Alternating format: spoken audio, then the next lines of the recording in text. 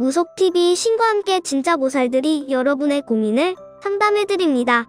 주거지역, 성별, 공간을 포함한 성씨와 연락처를 고민사연과 함께 메일로 보내주세요.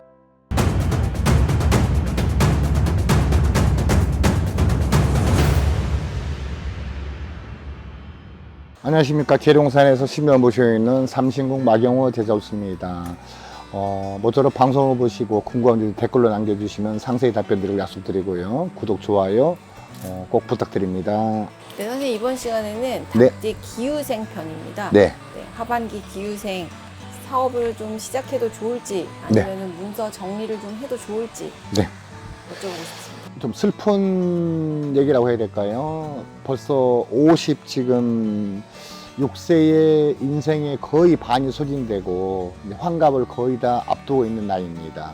그런데 호사다마라고 해서 지금까지 이 어려운 시대를 노력으로 살아온 분들이 지금 기후생입니다. 굉장히 고생스럽게 살아오고 태어날 때부터 지금까지 고생스럽게 살아온 분들이 훨씬 많은 분들입니다. 근데 이분들께서 운세가 후반으로 가면 갈수록 세상이 좋아지고 더 좋아지기 때문에 좋아야 되는데 공교롭게도 올해 이 갑진년에 접어들어서 기후생의 남성분들께서는 뜻하지 않는 상을 당하게 되고 동기 일신이라든가 형제나 부모나 이분들이 돌아가시는 그런 운세에 와 있는 분들입니다. 소중한 거를 잊어버려라. 소중하다는 건 내 자손이며 내 건강이며 또 내 가정이며 이거를 다 잊어버려라 하는 그런 나쁜 방에 와 있는 그런 사람들입니다. 기후생 남성분들께서는. 그래서 지금까지 고생 살았는데 어떻게 방송에도 저런 나쁘다는 소리만 하는가. 물론 경기도 나쁘고 경제 상황도 나쁘기 때문에 더 나빠질 수 있는 그런 얘기 때문에 하는 것은 아닙니다. 이건 어디까지나 운세를 가지고 말씀을 드리는 거예요. 그러면은 이거는 띠별로 운세이기 때문에 나이를 밖에 얘기할 수가 없습니다. 월별은 다르겠지만 그러면은 기후상의 보편적인 나이를 갖고 말씀드리자면은 올해 운세 같은 경우는 가장 두려운 게 상문입니다. 운세가 나쁜 상태에서 상갓집을 자주 출입한다거나 그러면 그 나쁜 귀신의 장난이 훨씬 침범을 많이 하는 그런 그 방위에 와 있고 그 나이에 와 있기 때문에 올해 같은 경우 이분들께서는 상갓집이나 굳은 곳, 파묘하는 곳, 이장하는 곳 이런 데는 참석을 안 하는 게 맞습니다. 만약에 부모가 사망을 하셨다. 절대 하관을 보는 건 아닙니다. 그리고 형제가 누구 사망하였다. 그래도 절대 잘 보지 않는 게 맞습니다. 그럼 요즘에 하관이 없기 때문에 땅속에 들어가는 하관이 요즘엔 매장이 없고 다 화장이다 보니까 화장터에 관이 들어가는 것도 보는 게 사실은 맞지 않습니다. 그것도 상문의 여파가 분명히 찾아옵니다. 그래서 다녀오시면 몸에 좀 불편함이 분명히 있을 수 있는 그런 운세입니다.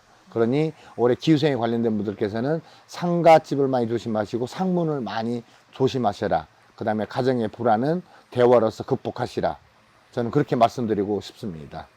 근데 이제 앞으로는 좀 조심하면 되는데 이미 갔다 왔는데 이미 봐버렸는데 네. 이럴 때는 뭐 사람이 운명이라고 그렇게 얘기를 합니다만은 혹여나 다녀와서 뭐 사업이 부진하다든가 몸이 아프시다거나 이런 분들께서는 가장 가까운 무속인들이나 스님들께 부탁을 하시면 그 상문살이나 이런 나쁜 애군을 즉시 다 소멸해 주실 거예요. 그건 신의 도움을 한번 받아보시기를 저는 부탁드립니다. 요분들 나이에는 자녀들이 이제 취업을 좀 준비를 하잖아요.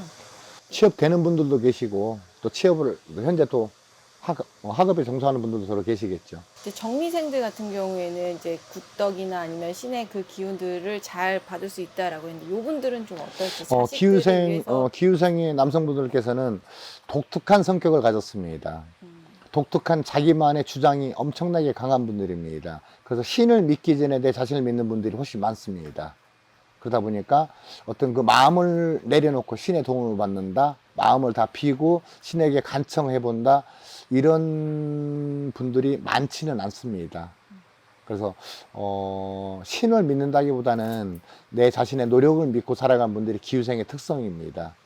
그래서 신적인 도움을 받아서 어떤 효과를 누린다. 이게 아마 50% 정도 될까요? 그렇습니다. 그래도 효과가 있긴 하네요. 그럼요. 없는 건 아니죠. 네. 왜냐하면 지금 현재 기후생에 관련된 분들까지만 해도 과거에 부모님들께서 전부 다 장독대에 물을 떠놓고 빌던 그런 자손들입니다. 그 세대가 그랬습니다. 그 세대가 그렇기 때문에 이미 신적인 존재의 힘을 빌어서 세상에 잉태된 분들이기 때문에 신의 도움을 전혀 못 받지는 않는다는 거죠. 그런데 이 기후생의 특성이 남을 다스려라 하고 남 위에 군림하거라 하는 그런 강력한 자기만의 힘이 있기 때문에 신에 의존을 하는 빈도가 낮더라. 저는 이 말씀을 드리는 거예요. 선생님 여기 도량에도 보면 저렇게 항상 초를 네. 켜두고 이제 발언을 하는 사람들이 많은데 네네. 저런 것들을 어떻게 신청하고 어떻게 하는지 몰라서 못하는 사람들이 많거든요. 우리가 초를 밝힌다, 향을 올린다 하는 거는 초를 밝히는 이유는 생명이 없는 초잖아요. 그렇지만은 자기 몸을 태워서 이 어두운 거를 밝게 비치는 게 바로 촛불 공양이라고 합니다.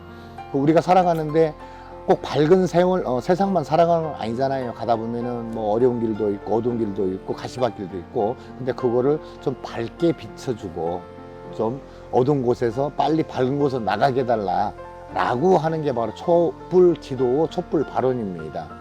이 세상에 하늘 아래 나를 위해서 그 밝은 초 하나를 밝혀주는 곳이 있고 그런 사람이 있다면 그 사람은 굉장히 축복받고 감사한 사람이죠. 그럴 거 아니겠어요?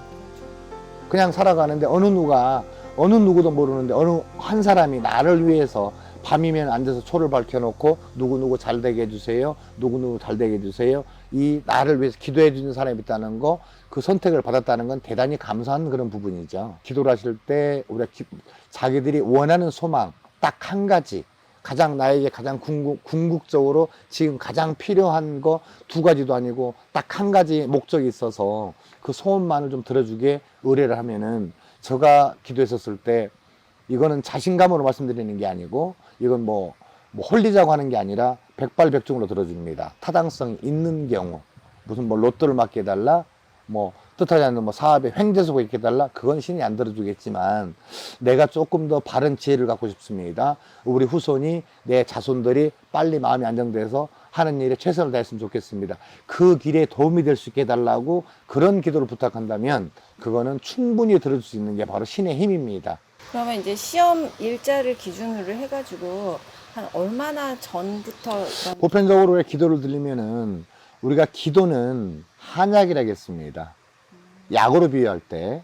그 다음에 치성은 양약이라고 했어요. 굿은 수술이라고 했습니다. 약으로 비교하자면, 그러면 수술은 바로 효과가 나야 되잖아요. 입원하고 퇴원하고 수술하고 퇴원하니까 보통 뭐 15일 정도밖에 소요 안 되죠. 그러면은 감기가 걸려도 약을 먹으면 한 달은 가잖아요. 그렇죠. 근데 어디가 아파서 한약을 먹으면 6개월 정도를 먹어야지 몸에 드디어 안착을 해서 몸을 바꿔놓는다고 합니다. 그래서 우리가 기도, 촛불 기도나 이런 거는 한약으로 표현을 합니다.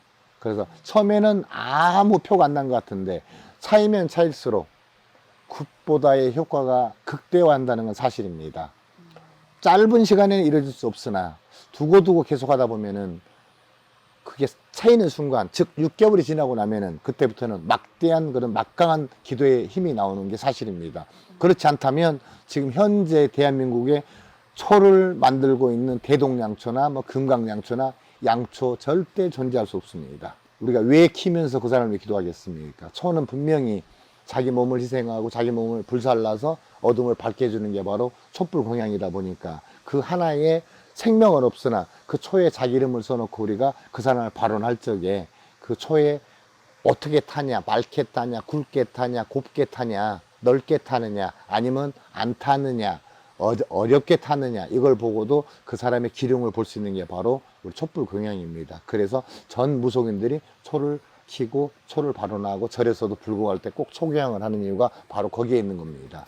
근데 이걸 잘못 받아들여서 그럼 내가 하지 말고 집에다가 초를 켜고 또 밤마다 뭔가 기원을 하고 이런 사람들이 있을 수도 있을 것 같거든요. 그렇죠. 많죠. 자기만의 기도이기 때문에 자기의 염원을 담아서 기도를 하는 거죠. 우리는 신의 힘을 빌어서 기도를 하는 거잖아요. 그 차이에 있겠죠. 자기의 단독적인 내만의 기도를 가지고 뭐 천수경을 하고 천지판왕 신추경을 하고 뭐 여러 가지 불경을 외워가면서 법화경을 하면서 금강경을 하면서 막 그 초를 키워놓으면서 기도하는 분들도 옛날 할머니들, 절에 다니는 분들 많이 하고 계십니다. 그 기도의 염원이 굉장히 오래 걸리죠. 왜?